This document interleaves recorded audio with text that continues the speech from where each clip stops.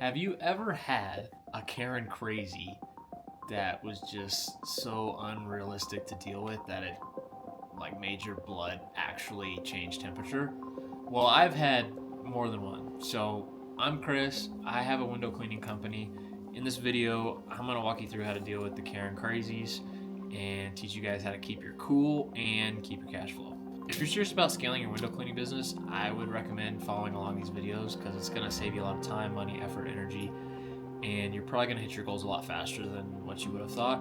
I would have killed for a mentor when I first started, not just on the sales side because I had a mentor for that, but also on the job fulfillment side of things too, and how to deal with customers. So first things first, anytime you have a Karen crazy, you need to understand their perspective. Okay, you're providing a luxury service for a customer, and there's a very binary result of the windows are either clean or they're not clean yet. So clean windows, dirty windows. So you need to understand their perspective. They just want you to clean their windows.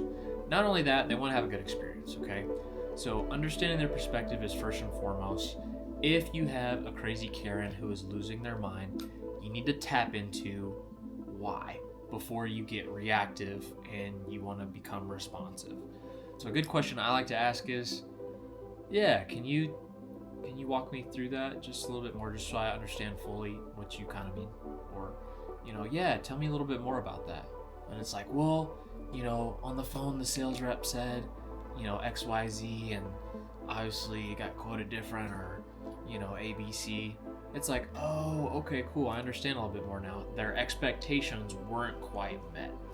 So I would be upset too if my expectations were right here and, there was still a gap missing to fulfill those expectations and to get them met. So understand your customer's perspective first and foremost. And that's going to save you a lot of heartache and headache. So secondly, you want to stay in control of your emotions, and you don't want to, get top heavy up here when you're listening to the homeowner. You want to stay calm, cool. You don't want to be reactive. You want to listen more. You want to have direct eye contact with the homeowner and be like, yeah, tell me more. Okay. Yeah. No, I understand for sure.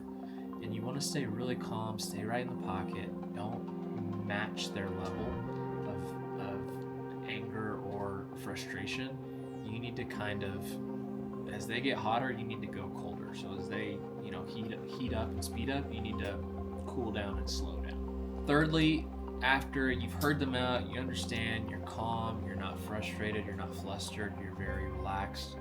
You need to come up with a concrete solution to now solve their problem or get those expectations met. And if you can't meet them, then maybe you compromise, maybe you don't, maybe this is where you cut ties with the customer. For example, customer complains about streaks or missed spots. Yeah, totally, no worries, miss. I've never missed a window. Just kidding. I'm gonna make sure that you're fully satisfied before I leave here today. That's our guarantee to you. So yeah, if you want to show me those couple you said on the top deck area, where there's a couple streaks or spots on the windows, it's like, yeah, let me show you. Okay, perfect. Now instead of working against the customer and the customer working against you, now you guys are working on the same team to solve the problem and solve it together, more importantly. The fourth point, which will save you probably the first 3 steps, is if you set clear boundaries and clear expectations before you do any work for anyone. This is like preventative communication, so that you're always setting the boundaries, you're always setting the expectations. If they're signing an agreement for a service plan, you want to go over all that and you want to verbalize it to them and let them, send it to them so they can sign it. Because if they do come back talking crazy to you, you can be like, yeah, no worries. I do have the plan that you signed for. It's just kind of in our agreement. If that's going to be, do you think that's going to be an issue moving forward?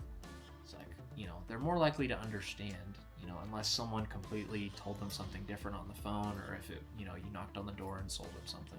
Not every complaint is fair, especially if you've handheld them through the process, a couple of times, which is often why, whether I'm selling on the phone or on the doors, I am repeating myself several times. Why? People don't listen.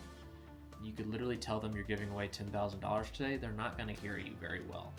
So I like to tell them, yeah, we do the windows, we do the frames, we do the sills, and if you do sign up on a plan, you get, XYZ, or you get a free screen cleaning included, or once a year, we're gonna, do a deep clean of the tracks for a quarterly membership, or whatever the case may be. I tell them over and over and over so they listen. If you have any hard water, I'm not gonna be able to clean that today. That is extra. You do get a couple free hard water panes if you sign up on a plan, but other than that, it's just a basic dirt and dust clean. Do you have any questions for me?